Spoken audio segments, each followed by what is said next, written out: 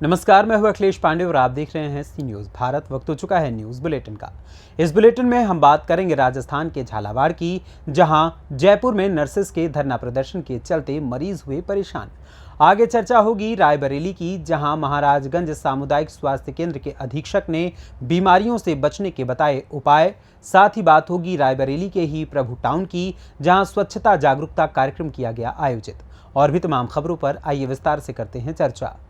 खबर झालावाड़ से है, जहां 9/10/2023 राजस्थान नर्सेस संयुक्त संघर्ष समिति के आह्वान पर एसएमएस चिकित्सालय में चल रहे अनशन व धरने के 9वें दिन अनशनकारी नर्सेस नेताओं के स्वास्थ्य में भारी गिरावट आई है।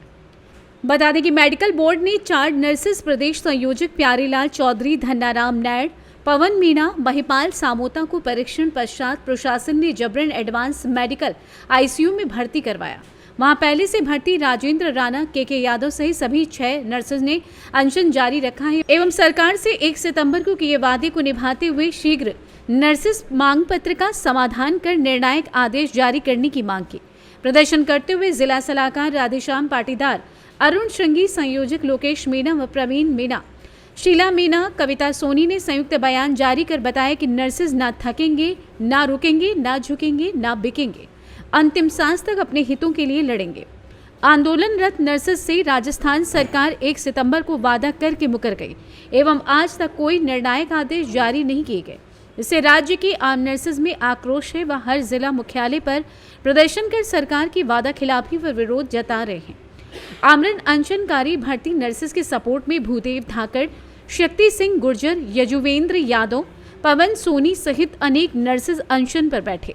सभी ने बयान में बताया कि यदि समय रहते सरकार ने समाधान नहीं किया तो उग्र आंदोलन किया जाएगा। प्रदर्शन करते समय दुर्गा नागर, मधुबाला मेहर, शीला मीणा, कविता सोनी, ऐश्वर्या भूलीवाल, अनीता मीणा, राजेंद्र वर्मा, मानसिंह मेघवाल, राकेश वर्मा, मनोज मीणा, सत्यनारायण ब्रेगर, कमल सेन, बनवारी चोपदार, साहिल अली, पंकज वैष्णव, कपिल माहेश्वरी सहित अनेक नर्सेज उपस्थित रहे। ये जानकारी मीडिया प्रभारी हेमराज लोधा ने जारी की। झालावाड़ से सी न्यूज संवाददाता हामिद अली की रिपोर्ट। खबर रायबरेली से है, जहां इस समय मौसम बदलने के कारण लोग तरह तरह की बीमारियों से ग्रसित हैं, जिसमें जुकाम, खांसी, बुखार, सर्दी आदि बीमारियों से लोगों को तकलीफ हो रही है और वो इलाज के लिए अस्पताल पहुंच रहे हैं।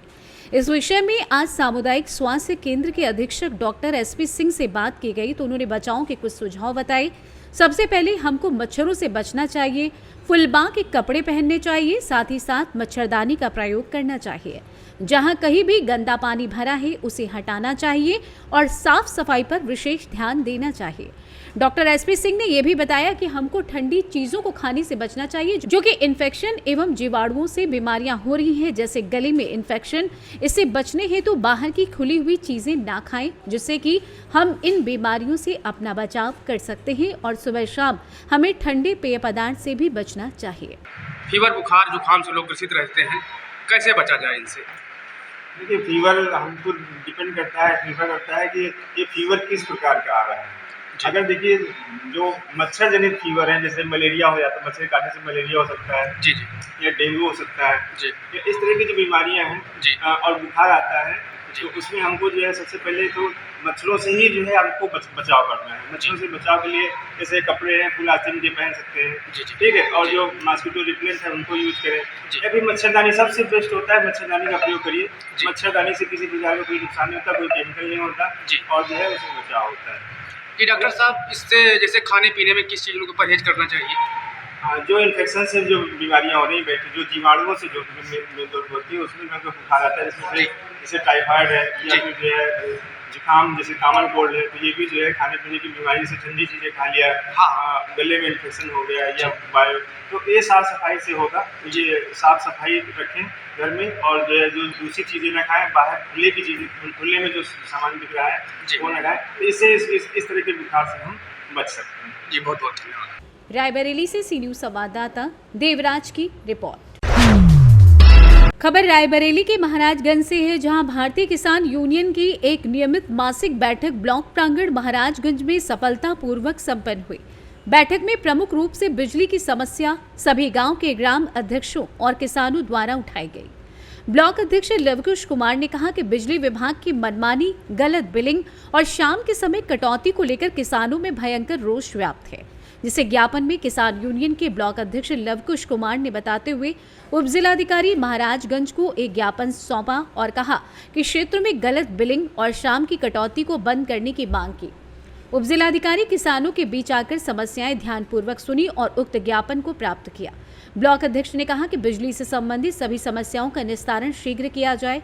क्षेत्र के किसानों की ओर से ब्लॉक अध्यक्ष लवकुश कुमार ने कहा कि यदि समय रहते किसानों की समस्याओं का निस्तारण नहीं हुआ तो भारतीय किसान यूनियन आंदोलन और धरना करने को बाध्य होगी, जिसकी समस्त जिम्मेदारी शासन व प्रशासन की होगी। इस मौके पर लवकुश कुमार, राम नरेश गौड़, अशफाक अहमद, नाथ जगमोहन, संतोष मौर्य, उमाशंकर वर्मा, अमृतलाल, रविपाल, राम सुमिरन यादव, जगदेव मौर्य आदि काफी संख्या में किसान उपस्थित रहे।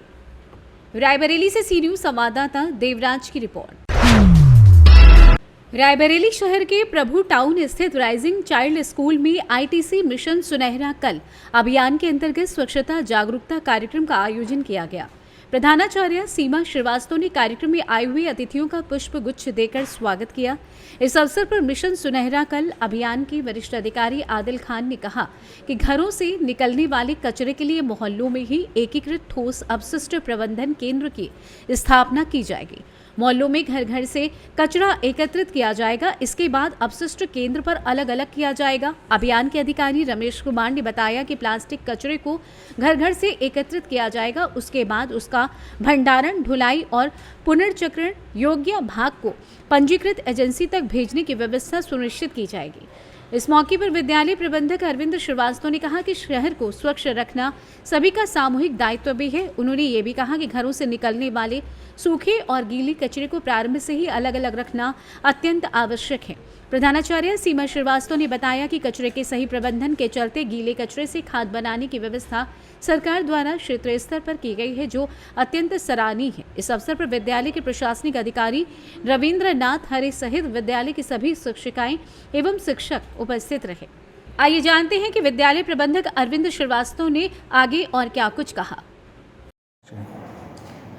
मेरा नाम सीमा श्रीवास्तव, मैं राइजिंग चाइल्ड स्कूल की प्रिंसिपल हूँ। क्या कार्यक्रम रखा गया था आज हमारे स्कूल में आईटीसी मिशन सुनहरा कल के एनजीओ के थ्रू मिस्टर आदिल और रमेश जी आए और उन्होंने नगर पालिका और गवर्नमेंट की जो पॉलिसी चल रही है स्वच्छ भारत बनाने के अभियान के अंतर्गत, इसमें गीला कूड़ा और सूखे कूड़े को सेग्रीगेट करना, उनको अलग अलग करना और साथ में गीले कूड़े से घर घर में कंपोजिट खाद बनाने के तौर तरीके बताए और बताया कि कैसे अपने देश को, अपने शहर को स्वच्छ रखा जा सकता है। इसमें राइजिंग चाइल्ड स्कूल की टीचर्स, बच्चे, पेरेंट्स सभी ने बढ़ चढ़ के हिस्सा लिया। सबसे बड़ी बात है कि इस गीले कूड़े को अगर हम लोग एक साथ सफाई कर्मियों के डिब्बों में डालते रहेंगे तो एक दिन रायबरेली में ये पहाड़ के रूप में ले लेंगे, सारा कूड़ा इकट्ठा हो जाएगा। सबसे डिफ़िकल्ट टास्क हो जाता है कि इस कूड़े को कुछ लोग जब बाहर ले जाकर फिर उसको सेग्रीगेट करना पड़ता है, गीला कूड़ा अलग हटाना पड़ता है, सूखा कूड़ा अलग करना पड़ता है। साथ ही उसके बाद वो जहाँ इकट्ठे होते हैं वहाँ भी बहुत ज़्यादा बदबूदार माहौल बन जाता है। सफाई कर्मियों को भी बहुत मेहनत करनी पड़ती है। तो इन सब चीज़ों को रोकने के लिए घर से ही कूड़े को, अगर गीला कूड़ा और सूखा कूड़ा अलग किया जाए, गीले कूड़े से घर में ही कंपोजिट खाद बना ली जाए, उसको अपने किचन गार्डन में, अपने गमलों में यूज़ किया जाए या बिक्री हेतु यूज़ करा जाए, तो वो केवल थोड़ा सा सूखा कूड़ा ही सफाई कर्मियों के पास जाएगा और वो भी सेग्रीगेट हो जाएगा, जिससे कि रीयूजेबल उसको डिस्कम्पोज करके और वो यूजेबल हो जाएगा कैसे नई चीज़ों को बनाने का में। हमारा मुहिम है कि हम अपने पेरेंट्स को, अपने बच्चों को, अपनी टीचर्स को गीले कूड़े के उपयोग करना, कंपोजिट खाद बनाना बताएं और वो एनजीओ वालों ने बहुत मेहनत करी और उसको बताया। घर घर में बनेगा खाद और हमारा देश होगा स्वच्छ, हमारा रायबरेली होगा स्वच्छ। इस मुहिम में राइजिंग चाइल्ड और हम लोग सब मिलकर पूरा साथ देंगे। हमारी गवर्नमेंट की जो पॉलिसी, मोदी सरकार के द्वारा लाई गई पॉलिसी में पूरी तरह से हम लोग साथ देने को तैयार हैं, जिससे हमारा ही तो काम हो रहा है, हमारा देश स्वच्छ हो रहा है। रायबरेली से सी न्यूज संवाददाता इंद्रेश की रिपोर्ट। खबर सोनभद्र के ओबरा से है, जहां भारतीय जनता युवा मोर्चा की कामकाजी बैठक सोमवार को राम मंदिर परिसर में आहूत की गई। कार्यक्रम की शुरुआत पंडित दीनदयाल उपाध्याय एवं श्यामा प्रसाद मुखर्जी के चित्र पर माल्यार्पण कर की गई। बैठक की अध्यक्षता मंडल अध्यक्ष अरविंद सोनी ने एवं संचालन मंडल महामंत्री समीर माली ने की।